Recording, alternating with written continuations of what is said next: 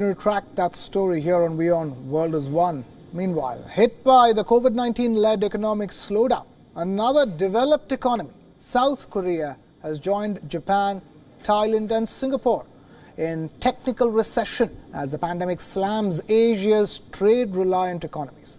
Plunged into recession in the second quarter, the pandemic battered exports of Asia's fourth largest economy, resulting in its worst economic decline in more than 2 decades. Social distancing curves have paralyzed manufacturing in factories. The South Korean economy shrank by a seasonally adjusted 3.3% in the June quarter.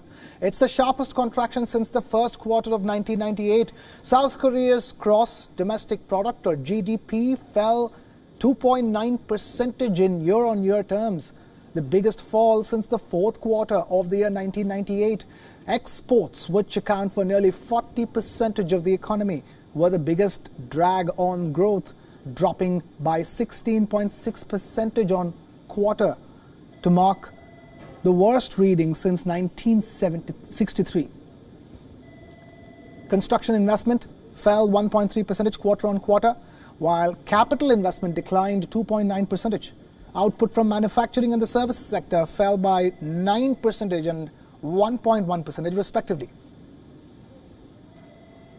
However, South Korean government has rolled out about 277 trillion won or $231 billion worth of stimulus to fight the economic fallout from the pandemic. So far, South Korea has reported 14,000 COVID-19 infections and around 300 deaths since the beginning of the outbreak. Relatively low numbers by global standards, although the economic disruptions have been significant.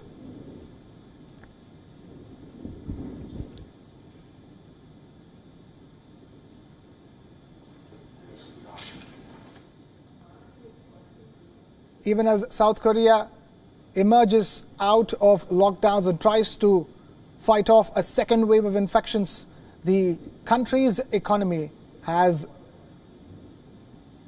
been affected immensely by the COVID-19 pandemic. Although the overall infection numbers and fatality numbers are low in South Korea as compared to the rest of the world, the South Korean economy has now been classified as technically in a recession, along with the likes of Japan and Thailand.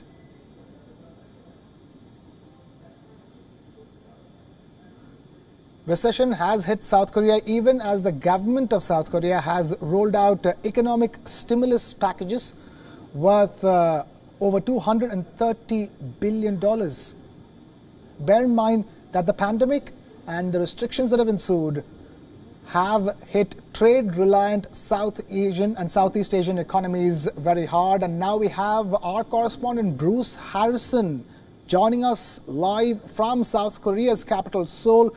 Bruce, talk to us now. It's clear that South Korea is officially in a recession.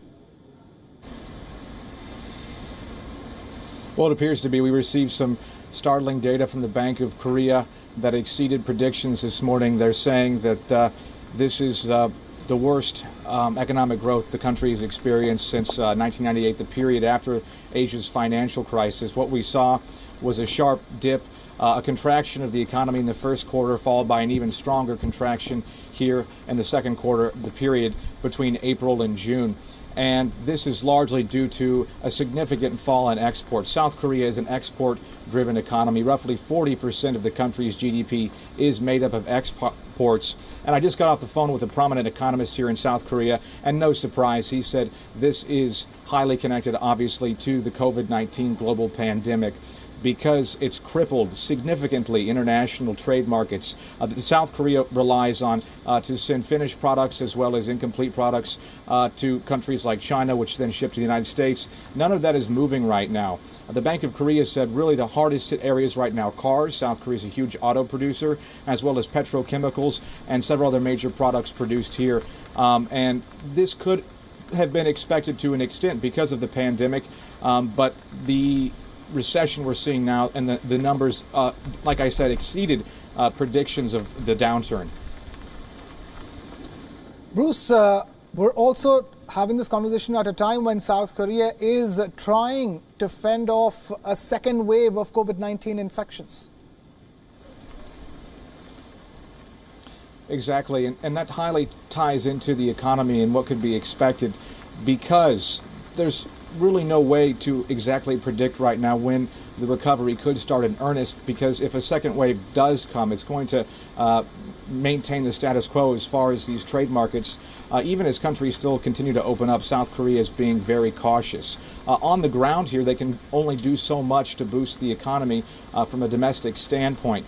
The country has done an incredible job of flattening the curve, so to speak, lowering the spread of coronavirus cases, but that's only going to impact largely the health of the people here in South Korea, with the expectation to get things back up and running more quickly. But if those in-trade routes aren't available for the shipment of products, those workers that have avoided contracting COVID-19 here in South Korea, which is the majority of the population, well, far more than the majority.